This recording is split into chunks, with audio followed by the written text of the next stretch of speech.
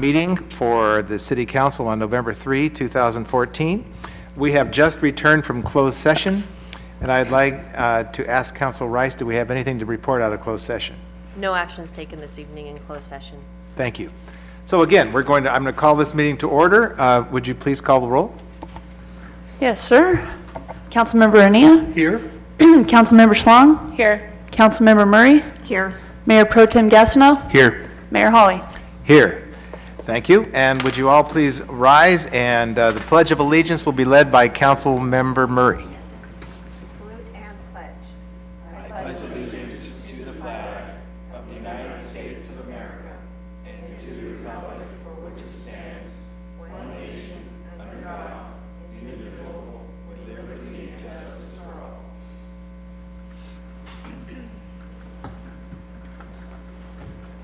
Okay, again, thank you all for being here this evening.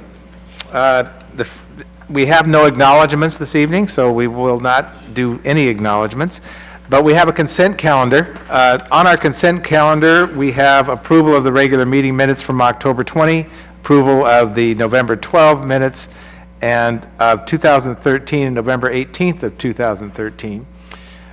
Receiving and filing warrant claims list for the October 13, 2014 through October 14, 2014. Receiving and filing the biweekly payroll reports, and approving and adopting resolution number 2014-41, a resolution authorizing the city manager to sign a quitclaim deed to Jaya Investments, Jaya Investments, conveying the fee title to certain streets and alleyways located in the Walton Docks subdivision. And finally, the approval and adopt a resolution number 2014-42, a resolution of intent to sell the city's 50% interest in Pacific Shores subdivision lot APN 107-211-13 to the Border Coast Regional Airport Authority, and setting a date for a hearing. Now, this matter number 6, that will be our consent agenda. Number 6, however, I'm going to unilaterally pull that from our agenda because we have a possible conflict of interest among the city council member. And so I would entertain a motion for matters 1 through 5. Move for approval of items 1 through 5 of the consent agenda. Second. Okay, it's moved and seconded to approve numbers 1 through 5 on the consent agenda. Would you please poll the vote, Kimmy? Councilmember Ania? Yes. Councilmember Schlong? Yes. Councilmember Murray? Yes. Mayor Pro Tem Gastineau? Yes. Mayor Hawley? Yes. Thank you. So now we'll move to item number 6. Ms. Murray? Mr. Mayor, I'm going to recuse myself for item number 6. Thank you. And the conflict of interest is just that she sits on, as a board member for the Border Coast Regional Airport Authority. That's correct. Mr. Mayor, I'll move that we approve and adopt resolution 2014-42. And I'll second that. Okay, it's moved and seconded to approve and adopt resolution number 2014-42 regarding the Pacific Shores lot and using that to help with the Border Coast Regional Airport Authority's project. So are there any questions, comments? Any public comment on this matter? Okay, thank you very much. So we'll bring it back to the council. Would you please poll the vote? Councilmember Ania? Yes. Councilmember Schlong? Yes. Mayor Pro Tem Gastineau? Yes. Mayor Hawley? Yes. Thank you. And I do have to apologize. I was remiss when we did our first vote on the consent calendar. I did not ask for consent or for comments. So are there any other comments that would like to be made on that consent calendar that we approved? Okay, thank you. I'll try and do a better job in the future. Okay. So Councilmember Murray is rejoining us. The next matter before us is a report and presentation on Facilities Dude. It's a cloud-based work order and preventative maintenance application program. So, Mayor Hawley, members of council, just a brief introduction, and you'll have a presentation by 3 members of staff this evening, led by Fritz Ludman, our IT manager. About a year ago, I kept hearing, from several people, hey, we need a better system. We need to, be able to track projects better. We need to know when, it's time to do certain maintenance. And so we sat down with staff and we discussing and trying to take a look at some sort of computerized program to do this. And we placed that in the budget. And tonight, we're going to present you Facilities Dude. And it'll be presented by Mr. Ludman, Mr. Wiley, and Mr. Romsberg. Very good. We look forward to that. Okay. So Facilities Dude is a computerized maintenance management system. We'll kind of get into that as the presentation goes on. So how we got here. In the past, when it came to maintenance tasks and scheduling, working with problems, things like that, we would track all of this by hand or spreadsheets. And even in IT, you do the same thing. Hey, email me, I have a problem, something like that. The system like that's really inefficient and cumbersome. So as Gene related, early this year, we kind of got together and we identified that we really need to have a unified system for this. We need to be able to track these problems and document them. So once we got together, we kind of came up with a list of priorities that we wanted to, that we wanted a system to fulfill. And on this slide, it shows we wanted a centralized real-time work order system with email and text notification, status tracking, and reporting. We also wanted planned maintenance scheduling, whether that be complex equipment tasks, even contract reviews. We wanted something adaptable to our workflow, and we wanted something easily accessible and had mobile support, and that was kind of key for us. So during the process, we attended a number of web demonstrations from a number of computerized maintenance management system vendors, and really Facility Dude, their Maintenance Edge product really kind of rose to the top for us. It met our needs and was at a very affordable price point.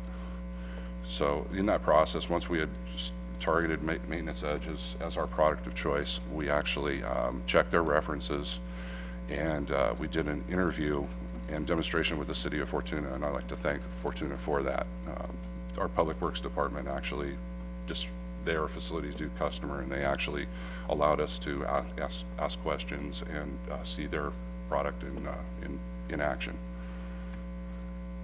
So as I mentioned before, Facility Dude is a CMMS. It's a cloud-based system consisting of management tools that help clients become more efficient in managing facilities, equipment, and services. Facility Dude has a number of government clients and is a ICMA partner. ICMA is the International City and County Management Association. And their Maintenance Edge offering includes work orders and planned maintenance, and that was our main target. So we'll get into work order, and then I'll turn it over to Jason.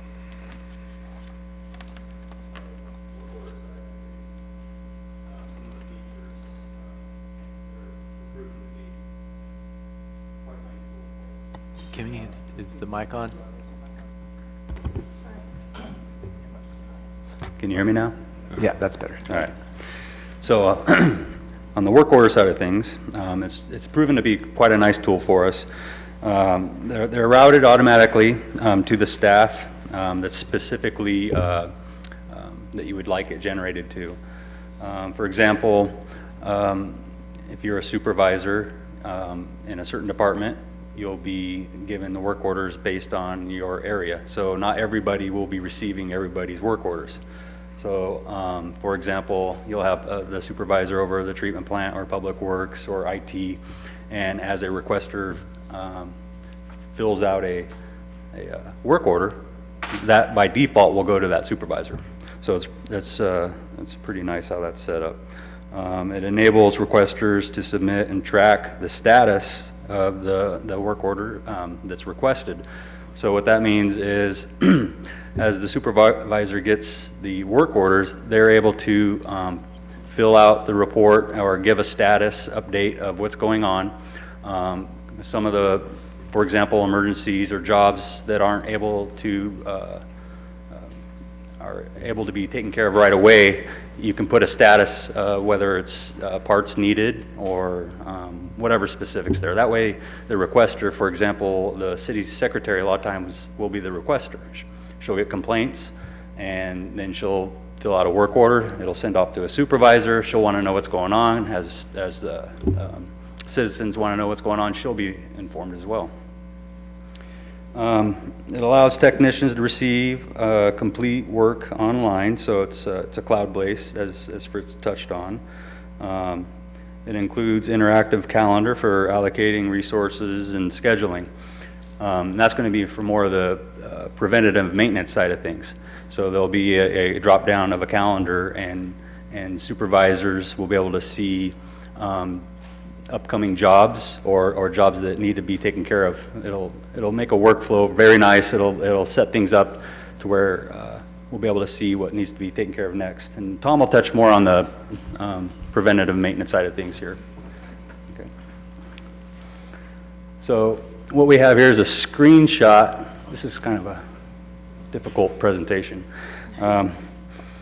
This is a screenshot of what the requester will be looking at, and basically what a requester is anyone who's filling out the work order, and it's just basic information, the date, the time, what the problem is, and they'll be able to send it off to based on the location. You'll see there on the screenshot, and on those locations there'll be the treatment plant, the parks, the buildings, water issues, you name it, and then that's when they'll send it off, and it'll go to the default supervisor. And so that's what that screenshot there is. So I guess at this point we'll go into the preventative maintenance side of things, and Tom can touch on that. Yeah, I'd like to add if I could. The screen looks a little bit complex. However, really, to submit a work order, there's really only 4 required pieces of information, and some of this will be filled in by their login information. So it's actually fairly easy to use. Tom? Well, hello, everybody. Let me tie into a little bit different aspect of this. And so let's think about maintenance just in general. We've got the wastewater facility. You've all been out there, and you know there's hundreds and hundreds and hundreds of pieces of equipment. There's a lot there. Very expensive facility. I mean, very expensive equipment, important to maintain it. So we do maintenance, and if you think about maintenance, there's really kind of a couple types of maintenance. One is, when something breaks, you go fix it. That's corrective maintenance, and that's not really what you want to be at. We want to be planned maintenance is when you do it, just like your car, you go in and you get it serviced. You do it ahead of time before it breaks. And there's actually a third category called predictive, where you look at equipment and you test, and then you determine when it's going to fail. So this whole system, what we're doing is developing this programming and automating. It's really all about efficiency. And so if you go back in the old days, and we've kind of been a hybrid, and this is going way back.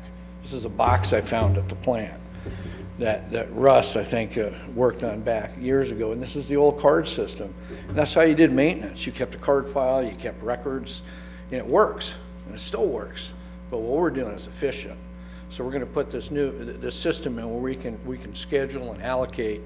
And so that's what we're doing, because where we want to get to at the wastewater plant is you want to be on an industry, you want to be able to have a ratio of preventative planned maintenance, stuff that you're controlling, versus corrective in the area of about 6 to 1. And there's a lot of reasons for that, and budgeting is one of them, because you know what you're doing, you know what your costs are going to be, it's all predictable and controllable. So that's what we're implementing here.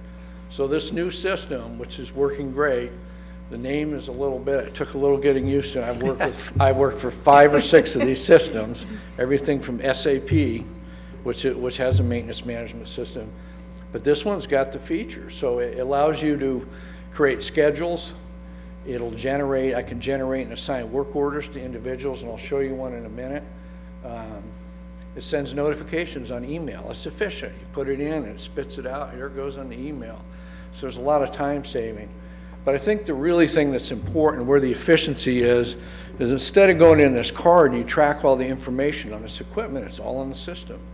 And a guy does a work order, a person does a work order, and you write down changed oil, adjusted belt, observe something, and you write a note in the work order. And the next time you do it, there it is. You can see it, and that information transfers, and you create a huge amount of efficiency by doing things that way. So you have that history. And then from the management point of view, at this plant, we're looking at the wastewater plant, thousands of PMs, more than 1,000, all individual tasks we have to do, and that's fairly hard to manage on a simple system. And so this is going to really help in that effort.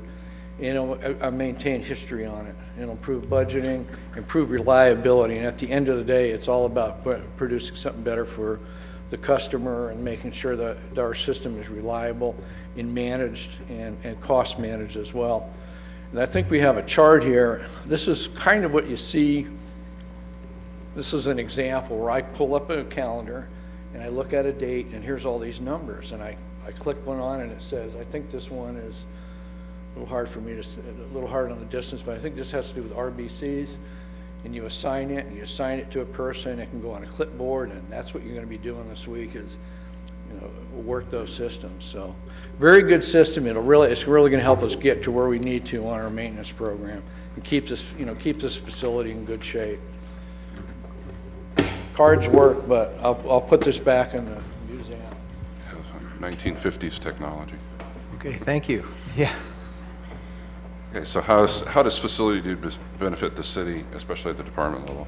So for me, in information services, especially as a one-man IT department, we've touched on work orders and planned maintenance, and this will really help me in a lot of the reoccurring work that I have to do, whether it's software updates, scheduled equipment maintenance.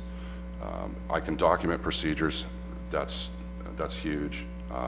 Work orders, now staff will be able to send me work orders online, and I can respond to them a lot quicker and more efficient. And the third thing that's really big for me is equipment tracking. Now I'm going to have a centralized system to be able to say, okay, I can look back over the last X amount of years and I can see what equipment are we having problems with, I mean, truly. And, how much time am I spending, fixing this particular printer or some things like that. And I can also track the warranties and in a centralized system. So I see a lot of benefit for that. And I also see a lot of benefit for staff, because then they're going to be able to look and see how their needs are being addressed. At the public works level, On the preventative maintenance, that's going to be such a great tool to get a notification to let you know. For just an example, on our buildings, we've got HVAC systems that need filters replaced. And once this system is built up, and it gives you instant notifications or set time notifications to let you know and exactly what type of filter and where, that's going to be so nice, because there's just so many facets to the city, so many areas that you got to remember to have the upkeep. And so having a tool like this is just going to be such a benefit, and I'm already seeing such a benefit with that instant notification with the work orders. I'll be out in the field, and it's set up to where I'll get a text message. So instantly, when a work order is sent off, boom, I get it instantly right over my phone as a text message and an email. So right off my phone, I can go right on into the system and see exactly what's going on. So if there's an emergency or there's something that needs to be checked out, I can instantly see on my phone and decide what kind of priority it is. And having that implemented this last few weeks, it's just been great, and it has been very efficient. So if you are already in an area and you're working, and this work order comes across your phone and you're already there, you're taking care of it. Versus whereas before you would frequent City Hall, check your box for the papered work orders, and now it's all of a sudden it's instant, and you happen to be in the area. A lot of times people that want their water on, you're already there. You're going to have that water on before they get home. So already seeing that, and so it's going to be a nice tool there. So that's where you're going to see the greater efficiencies in notification response time with the work request. Let's see, it maintains the history by the location for each worker, so that's going to be nice. You'll be able to go back and see, all right, for example, if we did a there was a main break and we repaired it, I can see what we did there, what parts we used, and it'll have a history. Okay, there's been 3 breaks there. Do we need to replace this line? So it's a nice tracking device there. So also for budgeting. We'll be able to see, all right, how many fittings we used in an area, and what it costs, and that we'll have the parts number. So anybody can come in and out as a supervisor. If, God forbid something happened to me, we have this system built up. Somebody will be able to step right in there and see, okay, what parts, what's fitting, what vendor, and that'll be such a nice tool for the city.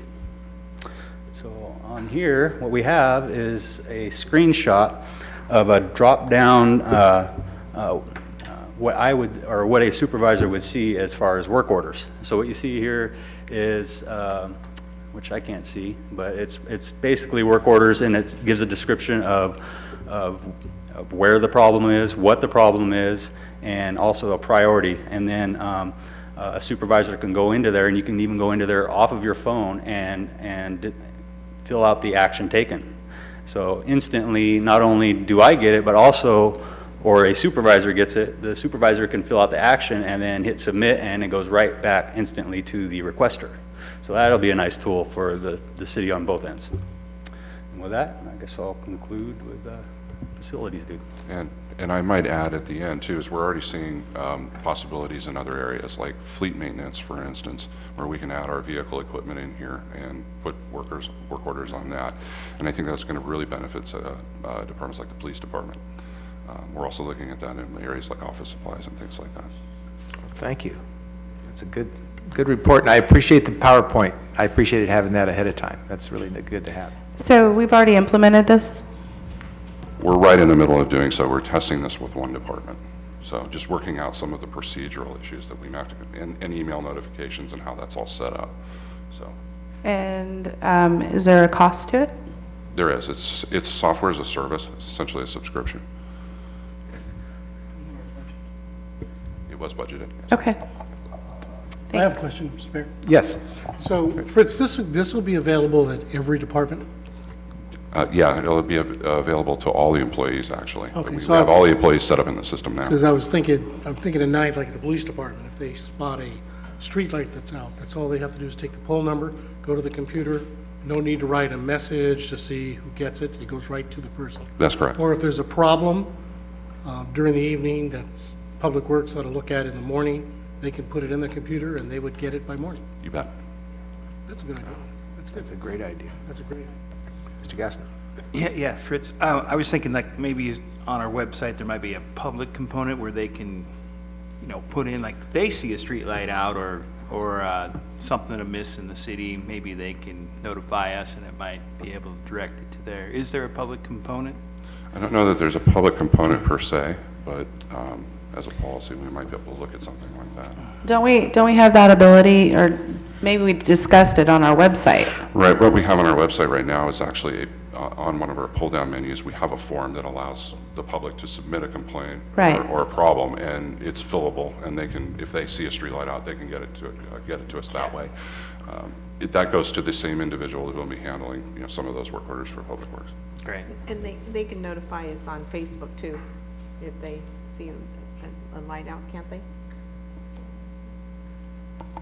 They can private message us on Facebook and let us know. Yeah, right, so it's great for the inventory, and I was a little turned off by the name, so I'm glad that Tom mentioned that too, because I thought it was a little silly, but it really looks like a great software tool and really pretty easy to use, so I think I'm really happy for everybody on our team to be able to have access to this. It'll make their work a lot more efficient. And I, applaud the team here, to, kind of addressing an issue, problem, trying to look at efficiencies, how do we track? They stepped up, did a lot of research.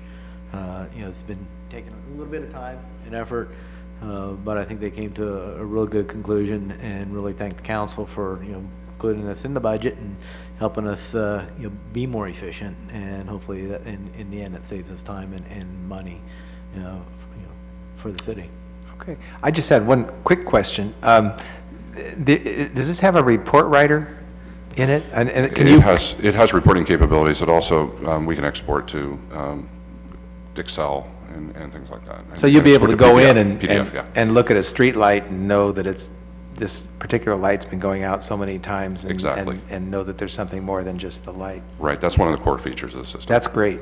That's great. Okay, thank you. I don't think this is required, but does the public have any questions or anything? Any comments you'd like to make on this? Okay, very good. So, any other questions of the council? Okay, thank you for your report. Appreciate that. We'll be anxious to hear how it goes as you implement it throughout the city. Okay, so moving to communications. This is our public comment period. Any member of the audience is invited to address the city council on any matter that is within the jurisdiction of the city of Crescent City. Comments of public interest on matters appearing on the agenda are accepted. Note, however, that the council is not able to undertake extended discussion or act on non-agendized items.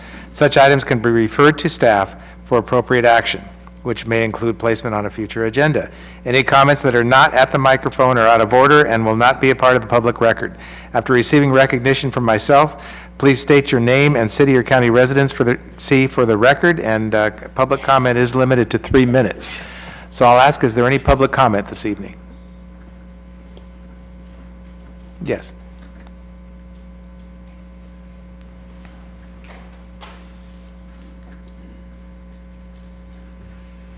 Jesse Salisbury, Crescent City.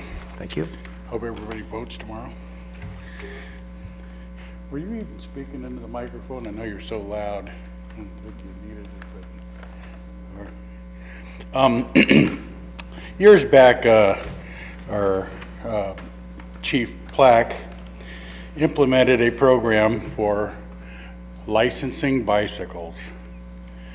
We have so many bicycles being stolen, but nobody is bothering to license them, so it's impossible to get them back to them. If you didn't license your bicycle, I could walk up to you and take your bicycle, and it would be impossible for you to prove that it belonged to you. Well, it's so easy just to go down to the police department and fill out your little piece of paper, and they'll give you a little sticker for it, and then you will have your information on the bicycle, and the police department will. I've got 2 bikes back this way, and I'd like to see more people use this because it's just kind of tying the hands of our police to be chasing after bikes that they have no way of getting back to them. Also,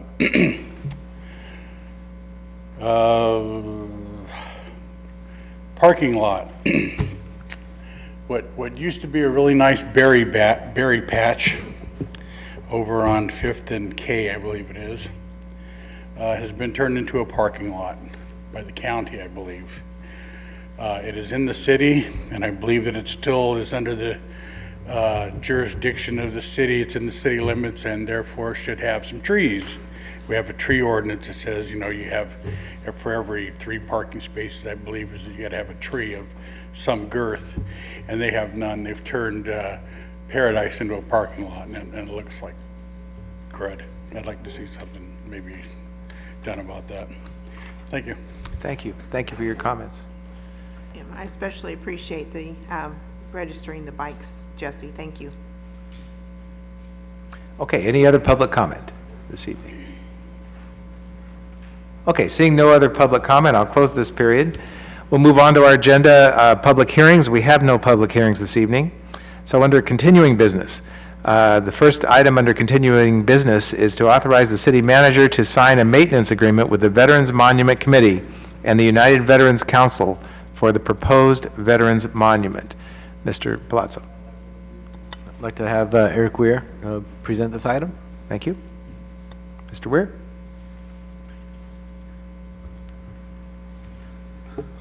Good evening, Mayor Hawley, members of the council. Yes, we are back before you with the formalized agreement for the Veterans Monument. This item was first brought to, well, it's been brought to the council for a number of times over the past years, but we're finalizing the details. The draft maintenance agreement was brought before the council on the 18th, in which council gave direction to the city attorney to finalize the agreement.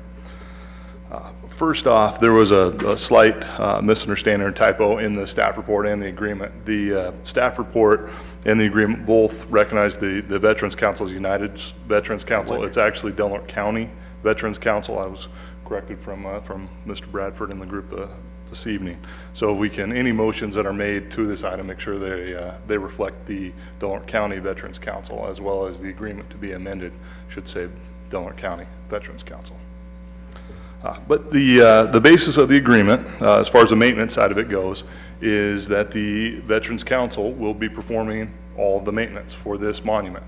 A few of the nuances of it are the city, once it's built, this monument will be dedicated to the city. So the city will have ownership and all liability on the monument.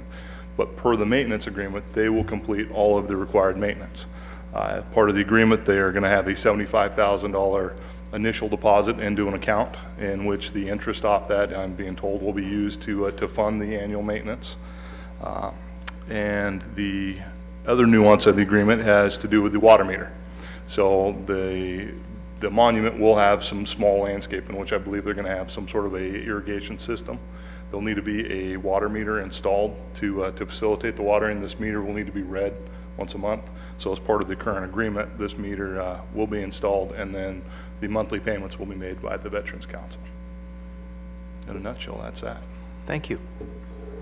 Any technical questions of Mr. Weir? Okay. Seeing none, thank you, Mr. Weir. Is there any public comment on this matter? Public comment?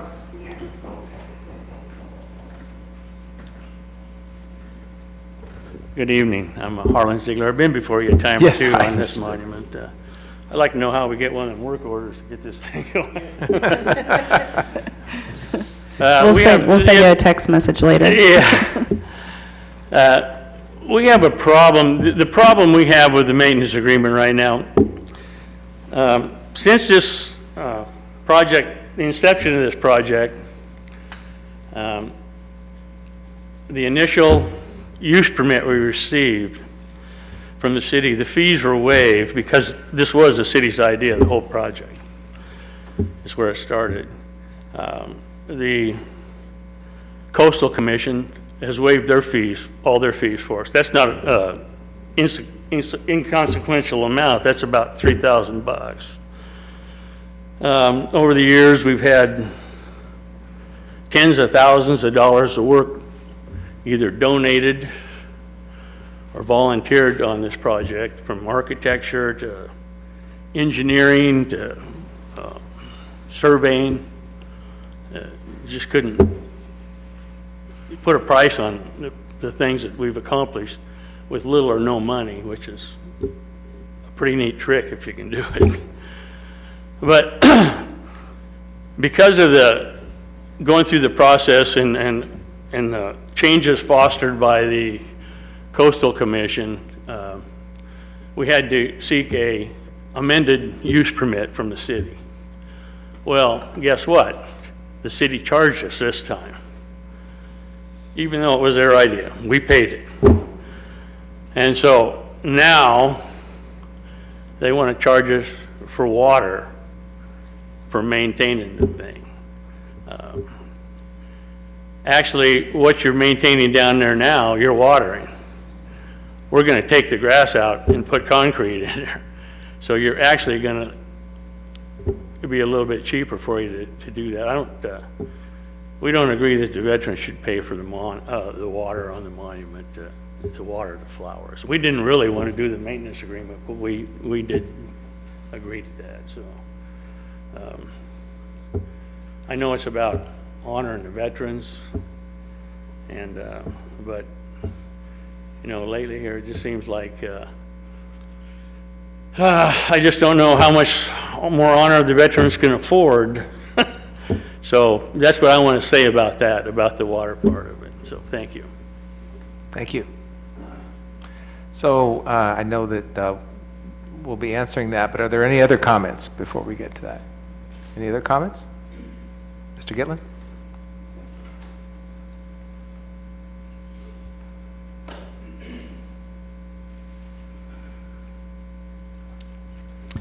Good evening. Roger Gitlin, I'm a resident of the city. Ownership, what does that mean? You own it. There's no precedent for relinquishing ownership rights because the city will now own this. As far as watering the area, which you are heretofore doing right now, we have a concrete monument. It need not be watered. But the ownership comes back to the city. So as far as this 7-year journey is concerned, on point of honor, the water usage, which is at a very minimum right now, I believe should be absorbed by the city. And in the spirit of cooperation, the veterans support this on the part of the city should absorb these inconsequential costs. Thank you. Thank you.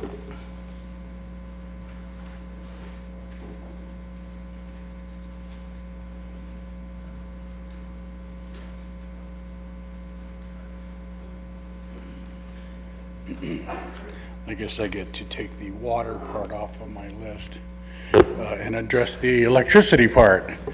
You know, it says that they're going to be taking care of all the maintenance of the light bulbs and such, but I read nowhere on there about who is paying the power bill.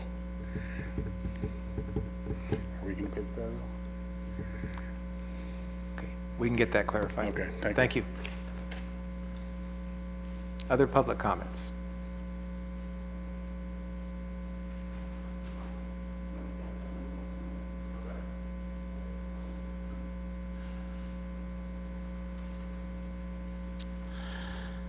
I'm Sparky Countess. I'm a county resident.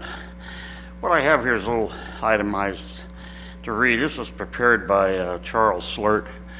Charles is unable to be here this evening. He had to take his wife to the hospital in San Francisco. The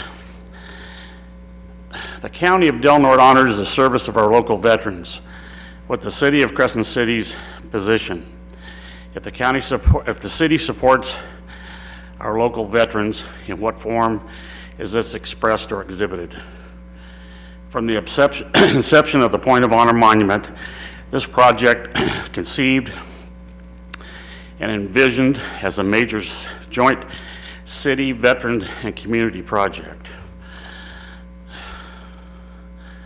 The Point of Honor Monument project has for many years had buy-in by the local veterans, Crescent City Planning Commission, the Crescent City Council, former California State Senator Doug LaMaffa, and so on and so on.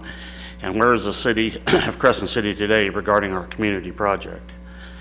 Former Crescent City leaders were completely on board and proactively participated and supported it, to include the City Council, former intern City Manager Mike Young, Veterans Monument Structure Engineer, former Police Chief Doug Plack, former City Manager Ron Butler, former City Engineer Jim Barnes, and most recently Public Works Director Eric Weir. The City Council sets civic policy and joint veterans and the city's mutual and joint participation for our Point of Honor Monument. Project was established and acted on for several years.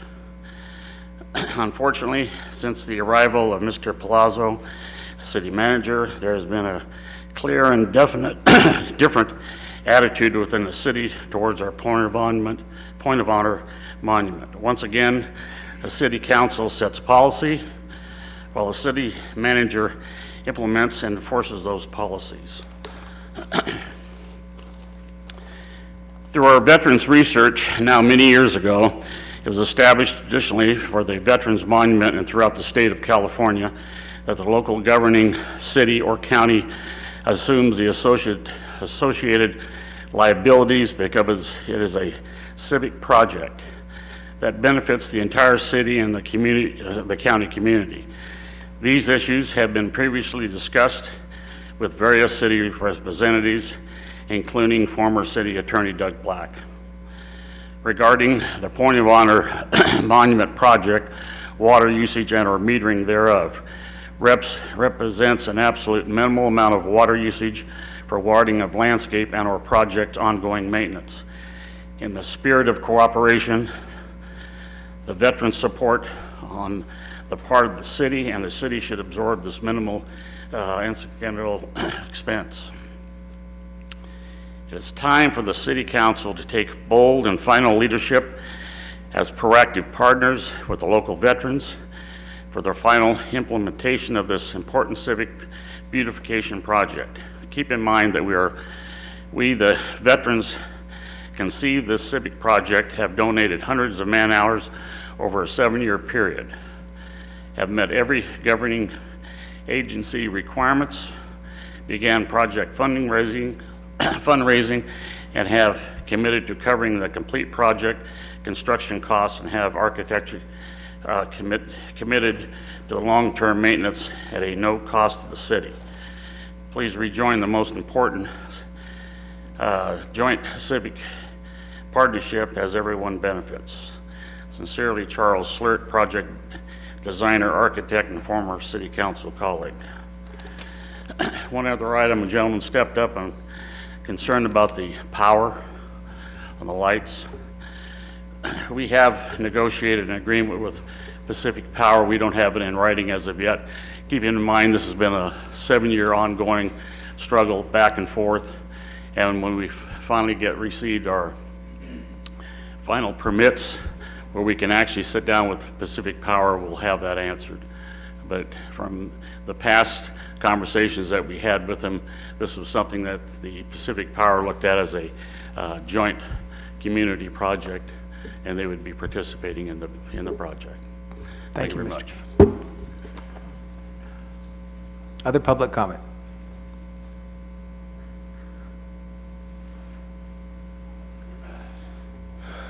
Hi. My name is Craig Bradford. I'm a resident of Hyuchi.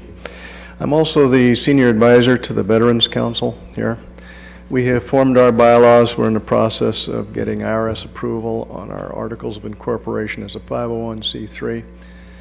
And over all of these years, when we first put together a Veterans Council back in 1999, it resulted in many good things in this community, including, for the first time ever, Veterans Day Parade, Veterans Day Banquet, Veterans Presence, and various charities and things going on in this area. It has benefited the rebuilding of the Veterans Memorial Hall. Bill Stamps, I worked personally with him, and he donated $200,000 in his estate to cover the outside of the building, and this city donated a lot of money and some work effort to fix up the inside of the building. It now is an icon. Unfortunately, the maintenance isn't being done well, which was an original agreement back in 1929 with the county. And so a lot of what happens there now, the refurbishing of the inside, the painting, a lot of that stuff either comes from charitable contributions or it comes from our own pockets. It doesn't come from a government agency. Now, working with CalVet, as we see other similar situations in cities and counties, wherever they are, those communities are proud of their veterans and their veterans memorial halls, but especially the monuments. The monuments make a serious statement. And it's those communities, it's not the veterans themselves that pick up the bill for that. Now, when we're talking about water here we are in the final stage after all of these years of going back and forth with this particular project. We're now down to water. What the agreement doesn't spell out are the details of that. And now, as you know, I'm involved as a water purveyor in Hyuchi. When you put a meter in, there's a connection charge, and yours is around $2,700. And then, if we can get past that, and you guys can absorb that, then the monthly bill for minimum charge would be $18.11. Cannot the city pick up $18.11 when we probably won't use water at all? Think about that, please. Thank you, sir. Okay, any other public comment? Okay, seeing no other public comment, we'll bring it back to the council, and perhaps Mr. Palazzo would like to answer, or staff would like to answer a couple of the questions, one regarding the water portion of the contract, and the other being the electricity part of the contract, perhaps. That's what I heard anyway from my seat. So would you like to attempt to do that? Sure, absolutely. Thank you. Our direction from the city council at the last meeting was to go back and negotiate, a contract. We did some homework and going back in the minutes. It's very unclear, even between, in discussions with several people that spoke tonight, and I'm talking about, the ownership of the monument, who in the end will own it. The veterans, want to build the monument. We took a look at it. It's a city property. We would end up, owning this monument. Anyway, it's on our property. The city take the liability. So in the agreement, we addressed, the ownership and the liability issues as the city. The veterans, talked about, establishing a fund for maintenance of this monument. We did some calculations on what it would cost to overall maintain this monument on an annual basis and kind of looking at the long term. And it was determined what that dollar amount was. Decided it was about $75,000 to put in the bank to kind of earn that interest. The way staff approached it is the water is part of the maintenance. It's part of maintaining the monument. It boils down to a policy decision. And it's different councils when agreements are approved. And no real hard record of going back on how to, this whole agreement has been structured. This is staff's recommendation. We're certainly here to take council policy direction. If the water hookup fees, ongoing, charges on a monthly basis are not covered, through the maintenance of the monument, through this maintenance agreement, then it will be from the city's general fund. And that's how these types of things are overall maintained. Our direction from the council, especially in these fiscally strapped times. Anytime we do a project, we do something for the community. We always analyze what is it going to cost. What's that long-term maintenance?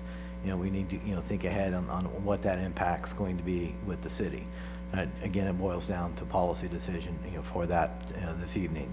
The power, haven't talked about that. I don't think that came up within our staff discussions. I'm pleased to hear that the veterans are discussing that with Pacific Power, and it sounds like that they would have that covered. Again, that would, I would guess, have to be run through a separate meter, and then Pacific Power pick that up, and have Eric Weir address that a little bit more at this point. Thank you, Mr. Plotz. We have been working with the vets on an ongoing basis to try and resolve this agreement, and let's move forward. Thank you. Thank you. Mr. Weir.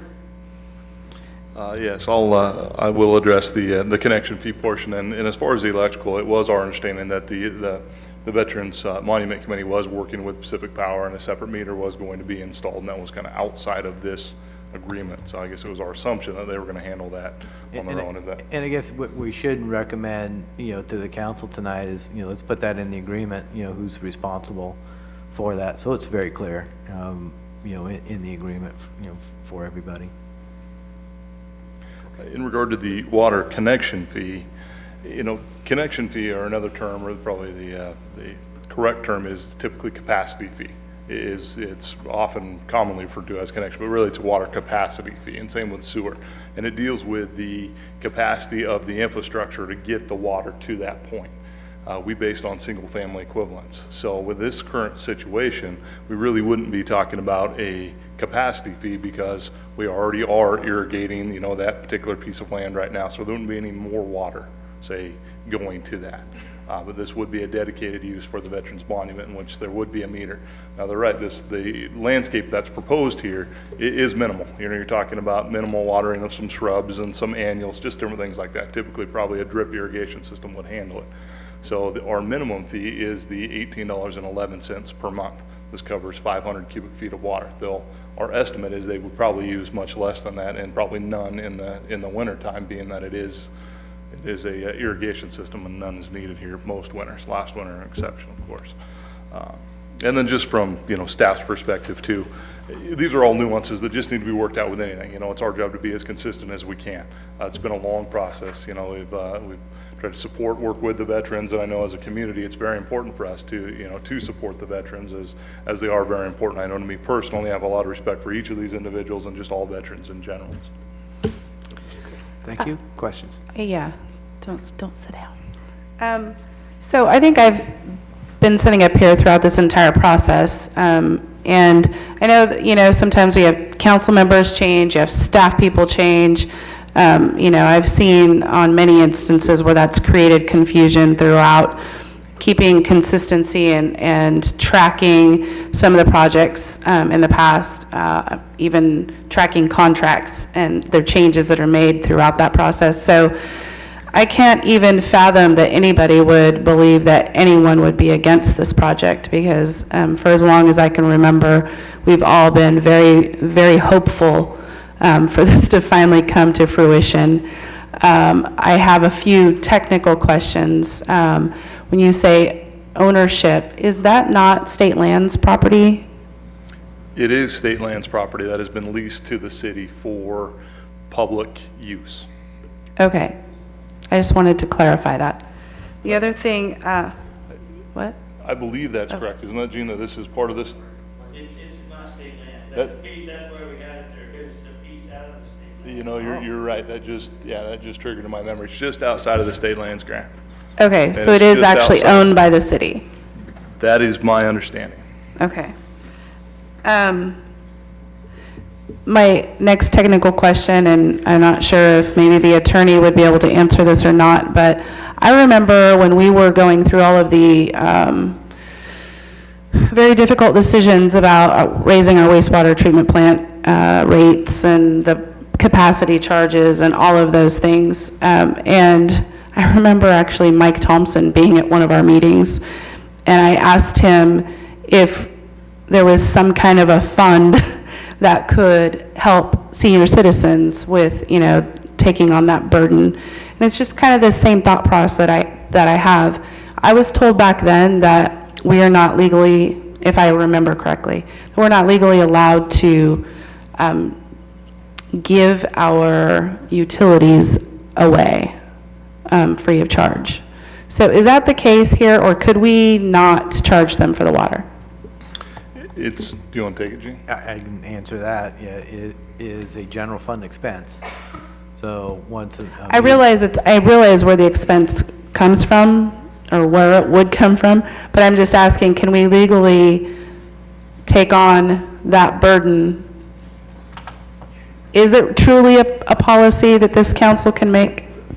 In this case, since it's on city property and the city will be owning the monument, the city council could decide to pay that water bill out of the general fund. Okay, thank you.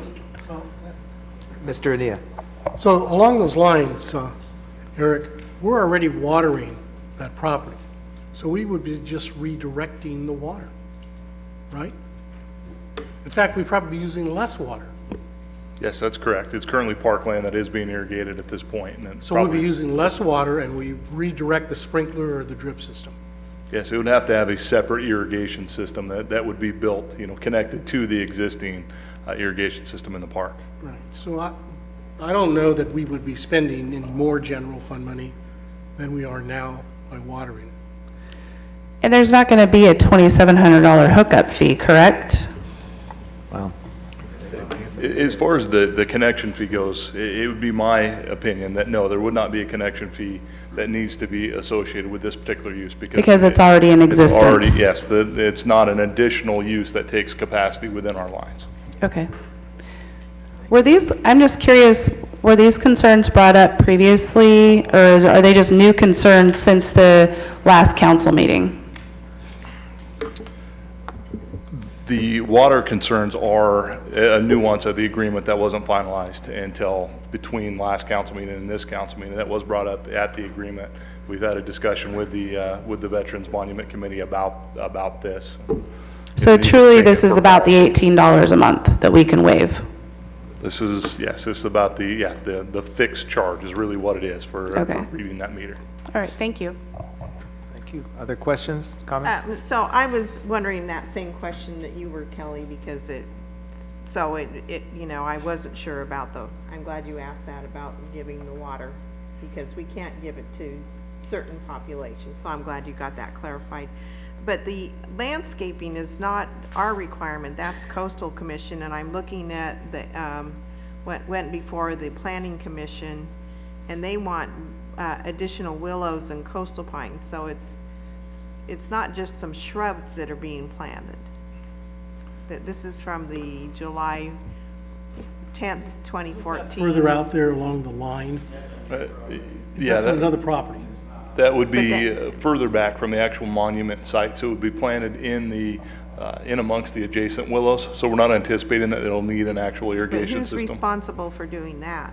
So the initial planting is going to be during the construction, and then at that point, they shouldn't need a lot of maintenance at that point. Willows grow wild there, and so we're just thinking the initial planting will occur and they'll take off from there. So who's responsible for doing that?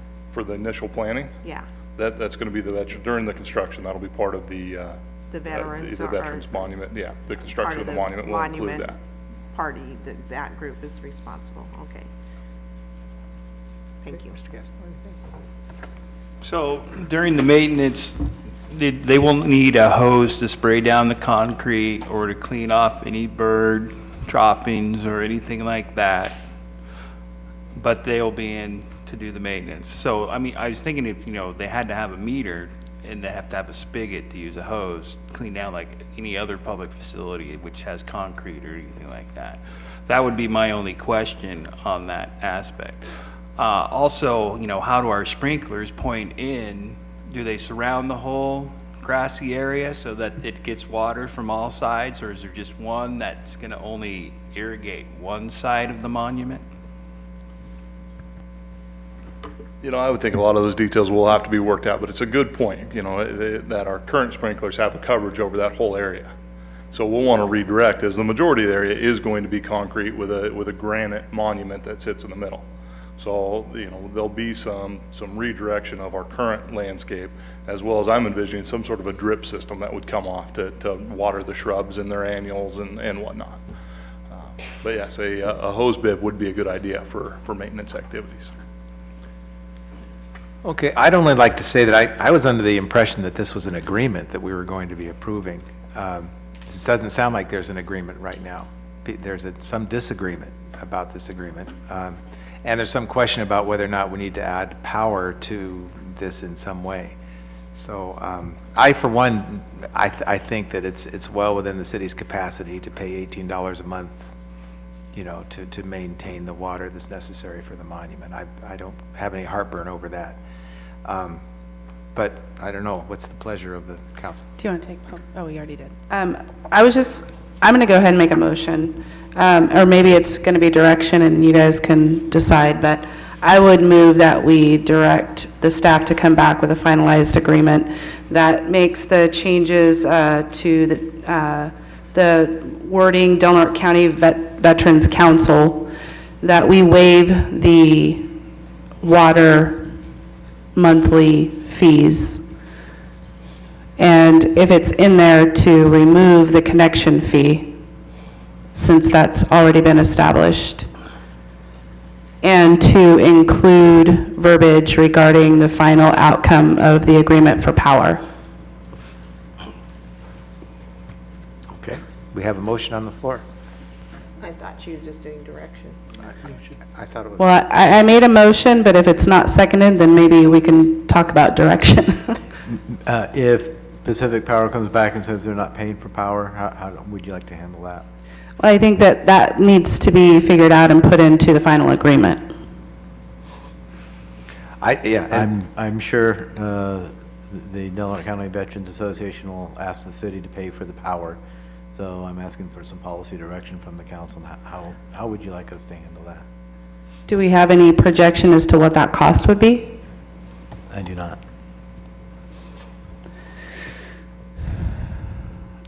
Okay, well, I have a motion on the floor, but I will, trying to think of how to do this the right way. So can we, can outside my motion, can we also provide direction to supplement the agreement once the power has been negotiated or decided upon? I don't know how to include that if we don't know what the cost is. It might be better if we wait until we know what Pacific Power's doing. Yeah, it seems like maybe we just. I think we should handle my motion, and then if you guys aren't comfortable with the power, then you guys I won't be here, so. Okay, so we have a motion on the floor. Is there a second? Is the motion just for the water right now? We'll take the power up separately? Well, We can do an amendment. my motion included to put the agreement for the power into the agreement. But I'm understanding we don't know what that's going to be, so I think that the veterans want this agreement finalized sooner than later, and I think that the power is going to have to be addressed at a different time. Okay. And if you guys are uncomfortable with that, then speak up.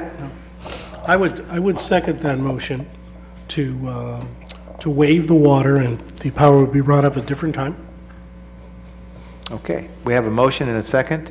Any further discussion? Yes, I just there is. think it's a little premature to do a motion on it. I when agree. we don't have the full agreement, because really, we were under the impression that this was almost a done deal from our pre-agenda meeting. And we did not hear the concerns from the veterans, at least I have not, at least on this, on the water. And I do agree that, you know, we can absorb the water because we are already irrigating that stretch. And one of my technical questions was that we are starting to now meter our own buildings because the water coming from our system is a different fund than our general fund. So the buildings have to pay into the water fund for the water that they use. So everything that we, you know, do has to go from one part of the ledger to the other. So like the water down there, I don't know if it's going to be off the cultural center meter or if there's a general irrigation meter. Can you answer that for me, Eric? I thought you just said that they were putting in a separate meter. Yeah, for each of the buildings, right. Where's that fund? Yeah. Yeah, so where is this irrigation from this particular part being metered to go from our, whatever building it is, to pay to the water fund? Eventually, we would like to have meters set up at, you know, like you said, at all facilities as well as throughout the parks as well. So this cold center would be metered separately, and then this portion of the irrigation system would be metered separately. Right. Okay, thank you. I think it's a little premature, and, I mean, Okay, well, I have a word too. we have a motion and a second, I I have some think. more discussion. Yes. I second the motion, and I'll stay with the second, but I just wanted to say, I don't consider this the motion on the water, I don't even think we even need to consider, because it's part of the irrigation now. We'd be watering, whether it's cement, flowers, or lawn, we're doing that now. And I don't think the $18 even comes into it, because we're watering that lawn now, and we're gonna save money by having that But it cement. comes into it if it's in the agreement Right. that we were about to Right. That's consider. exactly right. Okay, so I guess now that we have a motion and a second, we'll go ahead and call for the vote. Councilmember Ania? Yes. Councilmember Schlong? Yes. Councilmember Murray? no, I think it's premature. I'd rather have a cleaned up agreement and brought back. I'm fine with the water, but I just would like to see it cleaned up before I vote. Just to clarify, the motion is to clean it up and provide all of those changes. I don't know why we're voting on it yet. And have that come back to us for another vote? Is that what you're thinking? When we see a complete document that's accurate? Can you guys speak up and provide us with some direction, please? Because apparently, Well, you could do it either way. You could give staff direction to make certain changes, or you can approve the agreement with certain changes. So if your preference is to see the agreement with certain changes, but you'd like to see it in final form so that you can take one last look at it, then the motion would be to bring it back with those changes. so my intention was to get it approved so that they can start moving forward. So then the And motion, so my motion was to approve the agreement with all of the changes that I mentioned, but then the power got brought into it. And so I don't know the best way to handle that, if you should include it tonight or put it as a supplement on a future agenda once they actually get that worked out with Pacific Power and they have the information to bring back to the city. I guess we can handle it, one of two ways. Leave it out, and, the veterans work with, Pacific Power. If they don't come to an agreement with Pacific Power, then we would have to come back and amend the agreement on who pays for that? Does that come out of the maintenance fund, or is that something that the city picks up, and what would the cost be based on their proposal? Yeah, that would probably, Okay. or- That makes or- sense. Or we go back and negotiate, and try and figure out what that cost was and bring everything back to the council for approval. Okay. Well, we're so close. Yeah, we're kind of out of order because you took half the votes. I know. Let's, yeah, we need to finish the vote. Yeah, I'd like to call the question, please. So, we have 2 yeses and 2, you voted, and I'm going to vote no because I want it to be cleaned up and brought back. I'm going to vote no as well, but I would entertain a different motion that just specifically leaves power out. I did. Okay. I thought power was a part of your motion.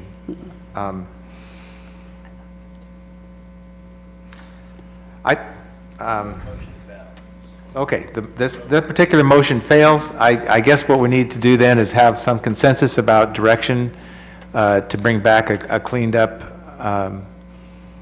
contract or cleaned up agreement. Can you clarify what you mean by that? Because they may not have something with Pacific Power for several months down the road, right? Yeah, so they're looking for this to be finalized. Well, Oh, okay. Is there something that stops you from starting without our taking this action? The city has to send a copy of the use permit into the coastal commission before we can get our coastal development permit. And part of that condition was this maintenance agreement. So, Okay, thank you. So you do want this as quickly as possible? yes, we do. I might make another comment on the power part of it if you'd allow me to. Most communities, it's been our research, take ownership of these type of monuments, and they do pay the utilities on them. I know this particular monument, Charles has designed it with very low wattage bulbs and stuff too, so I'm just throwing that out there. I mean, it can come up later on or however you want to do it. Harlan, did he have any projections on the cost? You know, I don't know. I'd have to ask Charles, and I can do that. But You have any idea, Eric? I mean, just ballpark?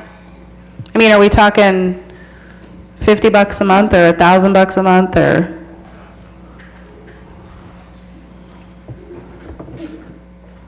You know, it would be, this is off the cuff, because I don't know Yeah. the large of the bulbs or anything, so just speaking from, a street light perspective, because that's what we're talking about here. We're talking about lighting some flags, some uplighting, especially if they go with the newer, say, LED type of fixtures and whatnot. Your power costs are going to be relatively low. I mean, I would feel comfortable with a number of saying less than $100 a month. It's going to be in that sort of range, 50, 100, somewhere in there. Thank you. So I would like, if with consensus, to direct the staff to bring it back with a cleaned up agreement and have the power completely left out and agree that we will give them the water. How does that sound? That sounds like what, Is what we're doing everybody in here. agreement with that? yes, I'm willing to make that direction to staff. Well, I think that's what my motion was. But I want to see a cleaned up agreement with.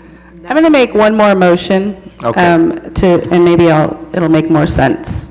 So I I would, want to see an agreement. I that's have cleaned the up. right to make a motion. Okay, all right. And you Yes. can say no. You may make a motion. Thank you. I would make a motion to accept this maintenance agreement with the following changes. To correct the wording to Del Norte County Veterans Council, to remove any charge for water, and to, I'll just go out on a limb here since no one's going to vote for it anyway, I would be in agreement to pay for the power up to $100 a month. And I think those are the changes that I would move to approve. And those things can be changed in this agreement and still approved tonight.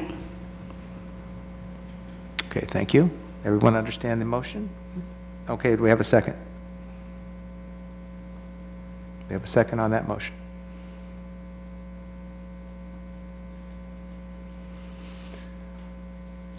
Okay, the motion fails for a second. So with that failed motion, I think it's still before us to direct staff to come back with an agreement that addresses power and come back with some figures about how much that power is going to cost. And we, you know, we can hopefully do that within a couple of weeks so that there is no more delay. But it just is important enough, it's gone on long enough, I think it needs to be accurate, and we need to feel comfortable with it, and clearly the council's not comfortable, and I don't think the veterans are comfortable either. So, are you clear on that, on the direction, Mr. Palazzo? I believe so. Very good, thank you. And thank you, everyone, for being here tonight. I know this is a difficult thing to go through, but we just want to be careful, and we're almost there, almost there. So again, thank you for being here.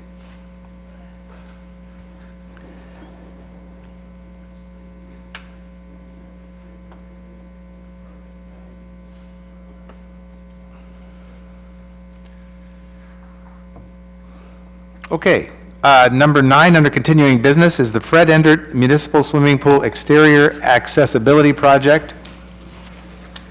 The matter is on to approve the plans and specifications for the Fred Endert Municipal Swimming Pool Exterior Accessibility Project, to authorize the city manager to execute an agreement with Hemmingson Contracting Company in the amount of $72,837.50 to complete the base bid of the Fred Endert Municipal Swimming Pool Exterior Accessibility Project, contract number 2014-32, contingent upon city attorney review and CDBG compliance, and authorize the city manager to execute contract change orders in the amount of $10,000 or less.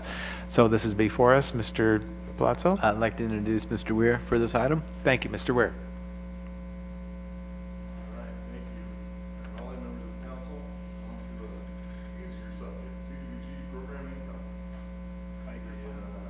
Yes, your microphone, I think, is off. So this project is one that was before the council, originally came before the council on August 18th, in which the council directed staff to put this project as well as the next item that's before the council tonight, which is the roof replacement and skylight replacement, out for bid. Bids came back and they were all much higher than what we anticipated. In talking with some of the local contractors, this was due to the fact that it combined really two unrelated trades, and so you needed a bigger general, which would then have two subs to complete the work. So then we received direction from the council to split the project into two projects. The first project that's before you tonight is the exterior accessibility project. So this is mainly a concrete project, which includes which we split up into several portions to make sure that we could do as much as we possibly could with the funding that we have, because this is a unique project in which we have limited funds, but we also need to spend all of those funds by a certain amount of time. Otherwise, we can't spend the rest of our CDBG funds, which also came before the council at a previous meeting. So it was important that we hit the project really right on the nose. So this project, which is before the council tonight, just to include the base bid, is the pink section there that's up on the screen. So that includes parking lot improvements, which will be on the north side of the pool parking lot, a new ramp, which will extend up the east side of the pool, a new set of concrete steps with stainless steel handrail, two new ADA accessible doors, one with the ADA hardware where it contains the automatic opening where you hit the button and the door opens, and then some increased landscape. So this project had the base bid of $72,837.50. Again, we have two projects, so it's not just looking at this one project, it's really looking at both the projects and getting the most we can out of them. So that was the base bid. As you see, there are other alternates. So the green alternate came in at an additional $9,800. The blue portion, or I guess the yellow, kind of the off yellow, the brownish yellow color there, bid alternate B came in at $7,275. The bid alternate C, which is the other improvements to the parking lot, which would be on the south side of the pool, came in at $7,600. And then the bid alternate D, which is the bright yellow, came in at $8,400. In looking at this project in combination with the roof replacement, skylight replacement, which will be on the next item, The best project for us at this point, within the funding limit, or pretty close to it, is just the base bid, which is the $72,837.50, as the roof project came in at around $60,000. So that pretty much matches our funding. We're $1,000 over what our funding limits are. In covering the $1,000 overrun on this, I've spoke with Matt Hildebrandt, pool manager, as well as Emily Boyd, Eugene Palazzo, and we feel that we can cover that overrun with the existing pool budget that we have. The other nuance with this is, so this is where this project gets complicated, and I really probably should have had a slide that broke it all down, but we have $132,000 for funding of the projects. There's $29,000 that was going to fund equipment purchases at the pool. The estimated cost for those equipment purchases is that $29,000. We think that might come in under as well. That could cover the $1,000 overrun. The third component to both these projects is, and as with any public works project, is you need a little contingency. You don't know what lies beneath. This is a roof that's been there on the pool for, well, since 1964 when the original substructure was built. I think it was rehabbed somewhere in the 80s from my understanding. So it's been on there for a while. It's in a very harsh climate. So when this roof is ripped off, we might find some dry rot that could be included, or that could be underneath the roof. That's currently not included, so you don't know. So there's this $10,000 contingency that we're asking the council to approve. The reason we're coming to the council now and not at the next meeting when we actually know what the costs are is once you have the roof off, it's very important that you have the ability to go ahead and authorize that change order, the city manager does, so we can put the roof back on, especially this time of year. You can't go without a roof, obviously. Our strategy in paying for that $10,000 is to delay some of the equipment purchases. So if we delay the equipment purchases till after we have the roof off and we have the repair done, or at least know what we're talking about, then we'll go ahead and purchase the equipment with the $10,000. If we need to use that money for the roof repair, then we'll do that and not make the equipment purchases.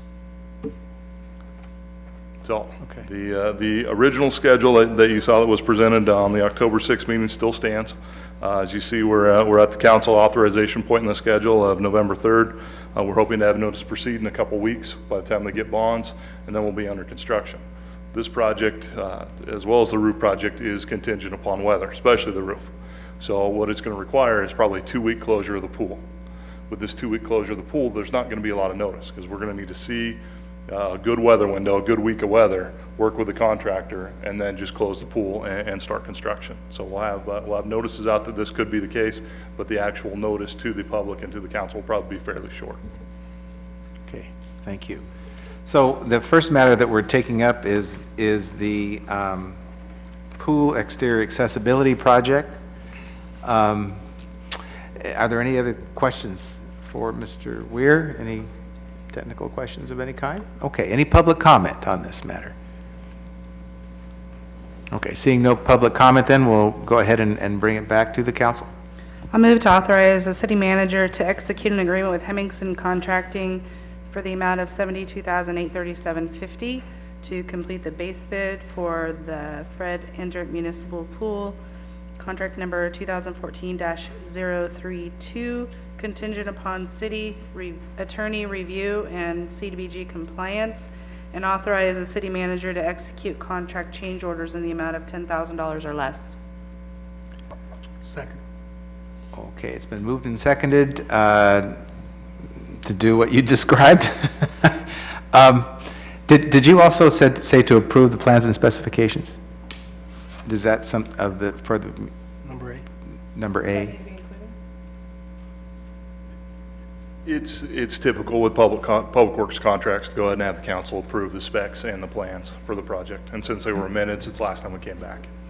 Yeah, I'd like to amend my motion to include in the beginning, approve the plans and specs for the exterior accessibility project. Second. Okay, it's been moved and seconded to approve this as a whole. Any questions? Any other discussion? Okay, very good. We have a motion and a second. Would you please poll the vote? Councilmember Ania? Yes. Councilmember Schlong? Yes. Councilmember Murray?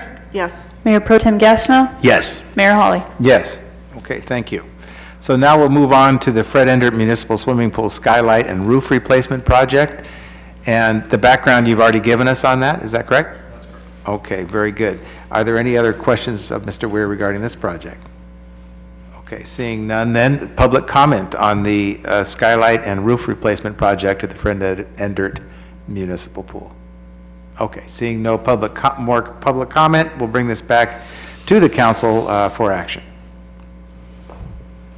I'll move to approve the plans and specs for the pool skylight and roof replacement project. Authorize the city manager to execute the agreement with Red Sky Roofing in the amount of $60,624 to complete the pool skylight and roof replacement project, contract number 2014-031, contingent upon city attorney review and CDBG compliance, and authorize the city manager to execute a change order in the amount of $10,000 or less. Second. Okay, thank you. We have a motion and a second to approve the Fred Endert Municipal Swimming Pool skylight and roof replacement project. Any further discussion? Okay, seeing no further discussion, I would call for the vote, please. Councilmember Ania? Yes. Councilmember Schlong? Yes. Councilmember Murray? Yes. Mayor Pro Tem Gastineau? Yes. Mayor Hawley? Yes. Okay, thank you. And that's exciting. We're looking forward to that getting done. Good work. Okay, under new business, resignation of city clerk Robin Patch and filling of a vacancy, of the corresponding vacancy. Mr. Palazzo. Yeah, Ms. Rice will present this item. Thank you. Mayor, members of the council, on October 20th, Robin Patch submitted her resignation as the city clerk. By way of the Crescent City Municipal Code, we have 30 days to appoint somebody to that position. Of course, as we all know, tomorrow's election day, and we have Measure C before the voters. If Measure C passes, that position would become appointed rather than elected, and we wouldn't be bound by that 30-day limitation anymore. However, since we don't know whether Measure C is going to pass or not, we need to prepare ourselves for the event that it does not pass, and therefore we're asking that you direct staff to advertise for the position of city clerk. Okay, thank you. Any questions? Okay, any public comment on this matter? Okay, well, bringing it back to the council itself, I think, would you like that in the form of a motion? Or just direction? I prefer a motion accepting the resignation and giving direction to advertise. Okay, very good. I'd entertain such a motion. I'll move that we accept the resignation of City Clerk Robin Patch and direct staff to advertise for applications for that position. Okay, thank you. I'll second. Okay, it's been moved and seconded to accept the resignation of City Clerk Robin Patch and to direct staff to advertise for the vacated position. I do have one further question, though. What kind of a percentage on Measure C do we have to have for voting? Simple majority. A simple majority. Okay, thanks. And I would just like to publicly thank Robin Patch for the time that she was serving the city. She did a great job, and she was a team player, and she had a great passion for our city, and so I'm sorry to see her go. Thank you. I am glad that she's still a member of the community, and we will see Robin in different capacities over time, but I too thank Robin for her efforts. Okay, so we have the motion, we have the second, and I don't think we voted yet. Kimmy, would you please call for the vote? Councilmember Ania? Yes. Councilmember Schlong? Yes. Councilmember Murray? Yes. Mayor Pro Tem Gastineau? Yes. Mayor Hawley? Yes. Okay, thank you. So that's probably the end of our business portion of the meeting, but we have some city council items. Any legislative items to discuss tonight? Anyone have any legislative items they'd like to bring to our attention? Okay, seeing none. City manager report, Mr. Palazzo, I think you have something on this? I do have a city manager report. I'd like to update the council on our discussions with the state water board staff. Yes, please. Please come to the podium. Stand for that. And, the staff has been working quite a bit, long hours with the state water board to kind of come to a conclusion, with our loan payments. Kind of want to take you a little bit back in time. Actually, I'll lead with, this is good news. We have some real positive news, for the council this evening, but we still have some work to do. And I kind of want to, talk a little bit about, where we've been, kind of where we're at, and where we need to go this evening.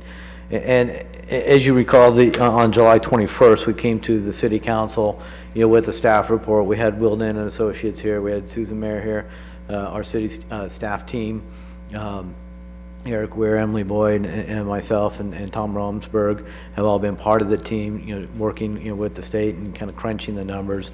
And we outlined, where we need to go. And we've accomplished a lot, in the past, year or so, with knowing what we need for the wastewater treatment facility, the long-term maintenance. We've done, a 30-year or 20-year capital improvement plan. We can understand, the needs, greatly. What we presented to the council is that we need to, go to the state and ask for a reduction in our loan interest payment. Our interest is 2.4%. We wanted to ask for a 0% interest, and then also take a look at kind of smoothing our payments over the next several years, so we can soften our rate structure, going back out to the ratepayers, knowing that we'll eventually have to ask for some more rate increases. So that's what we did on August or on July 21st.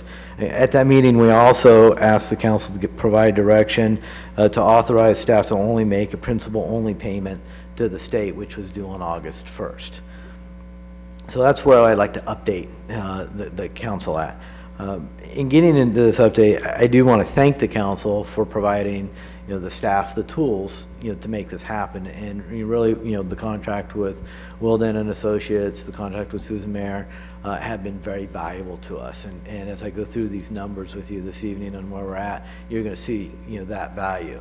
And of course our team, and I forgot to mention Bob Black and Martha as part of that team as well. So the first item, the principal only payment, we made the payment. It was about $1.1 million to the state. The state accepted our money. They didn't send it back. And however, they applied those dollars not to the principal but to the interest. And the high majority of it they applied to the interest payment of our loan. They applied about $115,000 to the principal.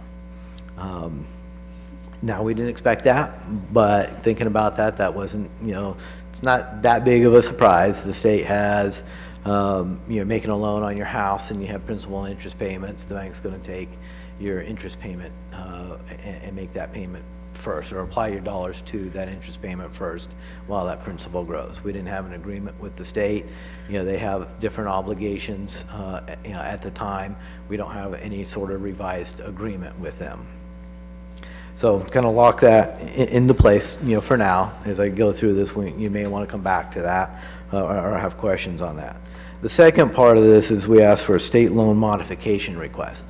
Modify our loan, and we asked for, a couple of different things in there. Modify our loan to 0%, graduate, our payments. We also asked for some future capital, money for future capital needs. Kind of came back and said, well, we're not going to talk about future capital needs until we resolve, these other issues with the interest payments.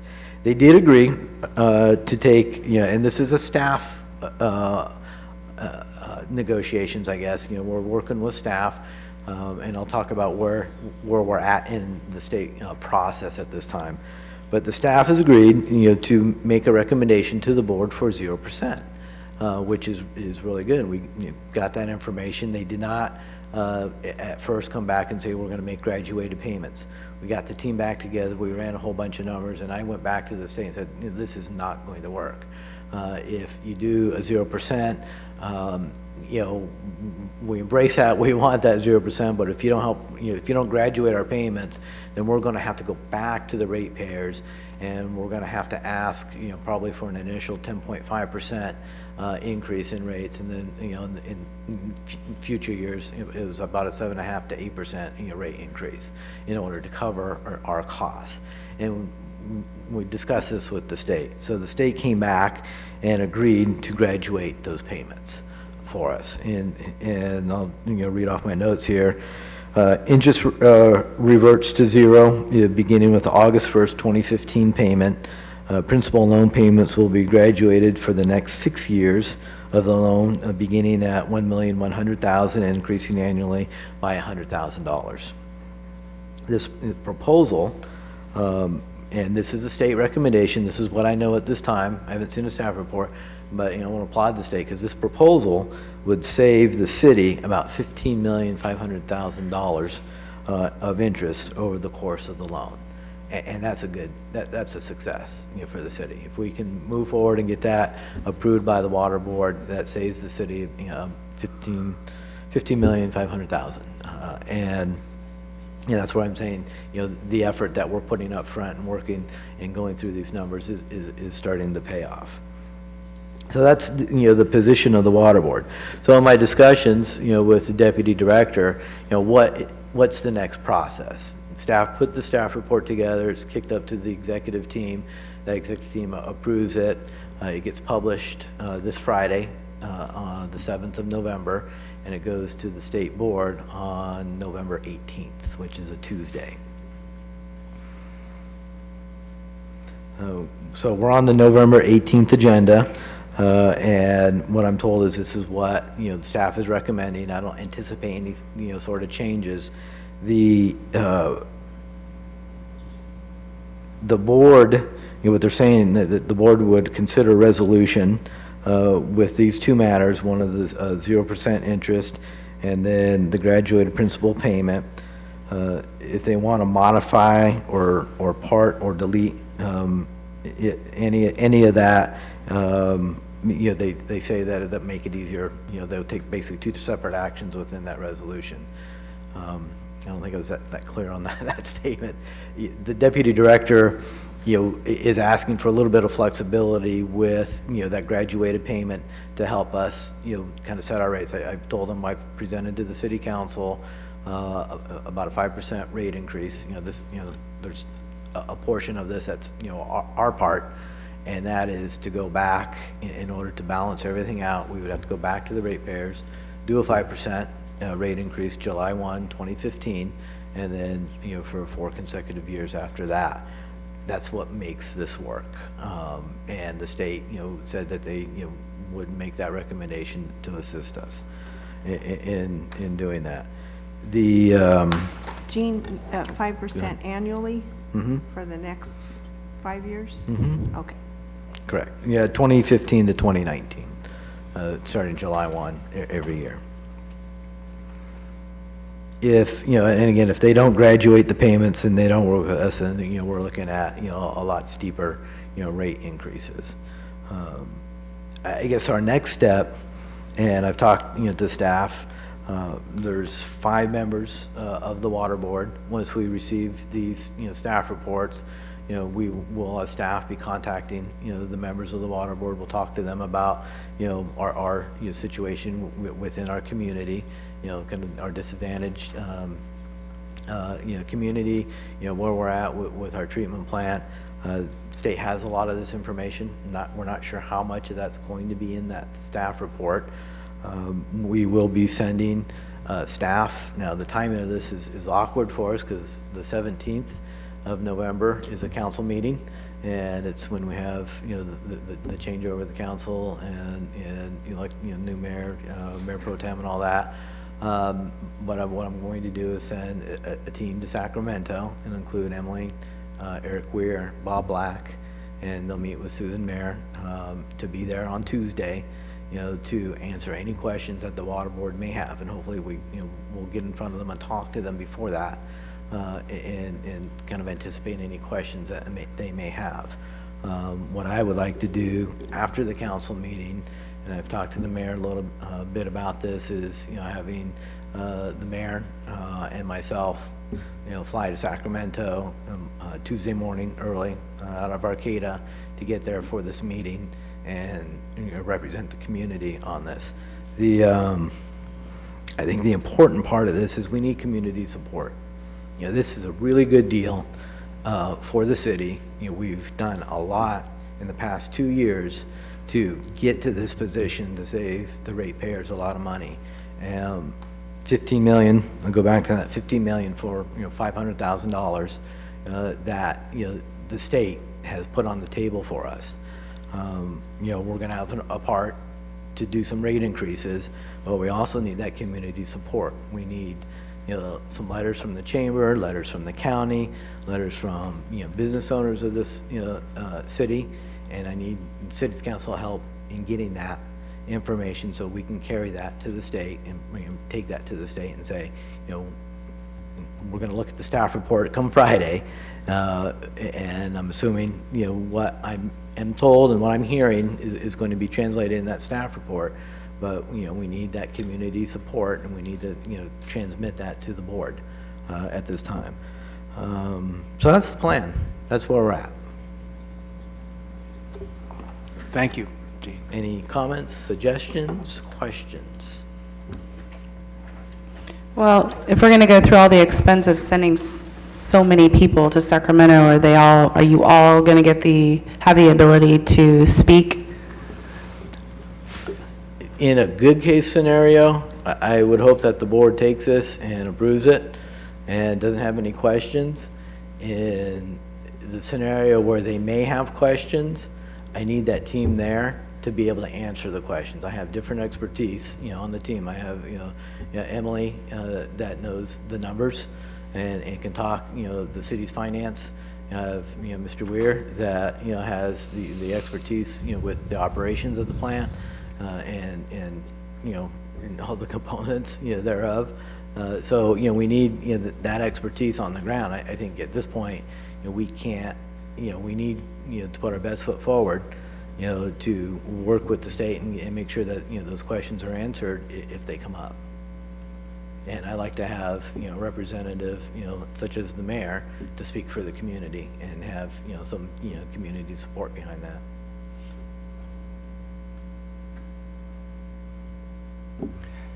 Yeah, I think it's, I'm not anxious to make a trip like that, but I think it's important for the board itself to look down and see that we are very serious about needing this. And I won't say the more people, the better, but I think a group of 5 is not unreasonable if we can arrive at a $15 million savings. I'm appreciative that the board has gone this far. And it's a long way, and so this is a very exciting prospect. But now is the time we need to put a full court press on it and not back off, I think. Have you guys reached out to our congressmen or senators that can also talk to water board members? We have not. We haven't, I haven't seen, the staff reports. I think, I'd like to work with the council in doing that. And we need to do that. And talk to them. Yeah, the timing's going to be tricky because tricky. this all Timing's happens tight. right after the next meeting. So you're not, I think the council, I don't want to speak for the council, but I, for one, am supportive of any support that we can garner. And I think there's a green light to try and get letters of support once we can get a sample of what it is we'd like them to say. But we don't have time to wait until the next meeting in order to formalize that. Well, we don't, and I'm going to know more Friday when I receive if I receive the agenda and staff reports before that, I'll certainly transmit that to the council. But we need, I need to know what's in those staff reports, and then we need to, write letters. This is, hopefully staff's recommendation is solid, and we agree with everything, and we are all on the same page, and we need to just transmit to the board, please, accept the staff's recommendation and approve this item, because this is what this community needs.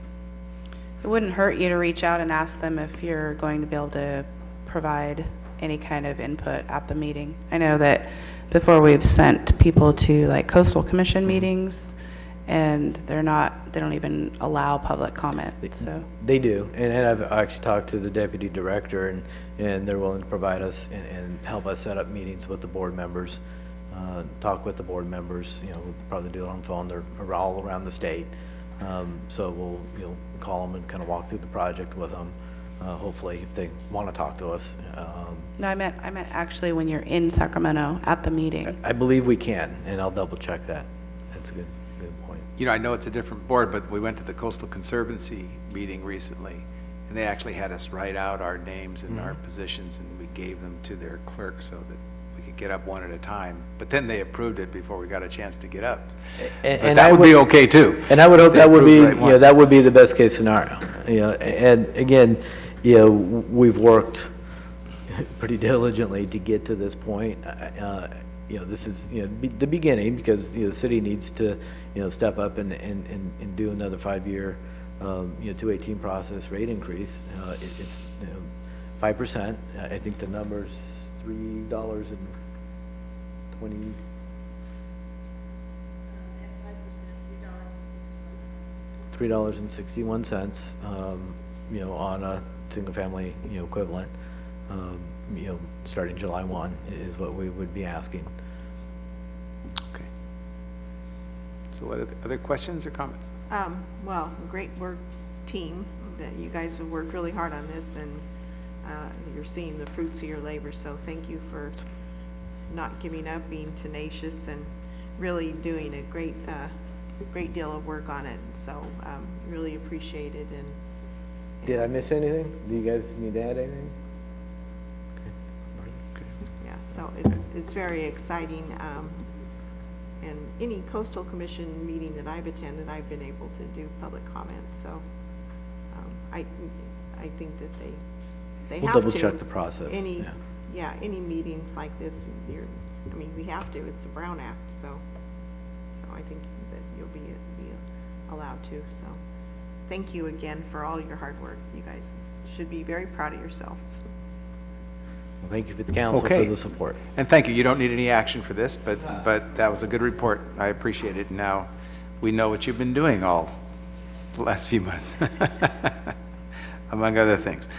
Okay, anything else for us, Mr. Palazzo, under your section? Okay, very good. So we'll move on to reports from the council itself. Mr. Ania, could we start with you? I just have a couple of things. I attended the chamber mixer last week, and also Mayor Holly and I attended a meeting with a person from Caltrans, an economic person that was going over the impact of 101, last chance grade, if that fell into the ocean, on how it would impact our community. And they've come up with an impact study survey that they're sending out to businesses, and they're going to get answers about how it would impact their business if the road was down for 3 years or more before it could be, a new road could be put in.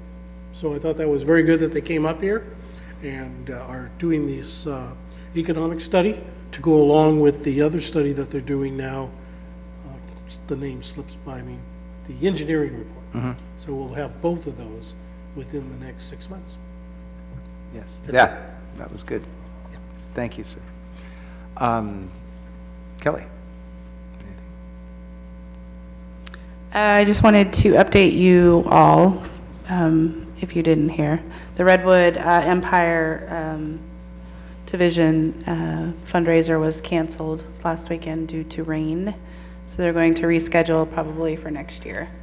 And just to keep it on the table, at our previous meeting, I had suggested that Crescent City host the fundraiser and do a Klamath jet boat trip and traditional salmon dinner, which everybody was very excited about. So as you move forward next year, might be something you continue to talk about.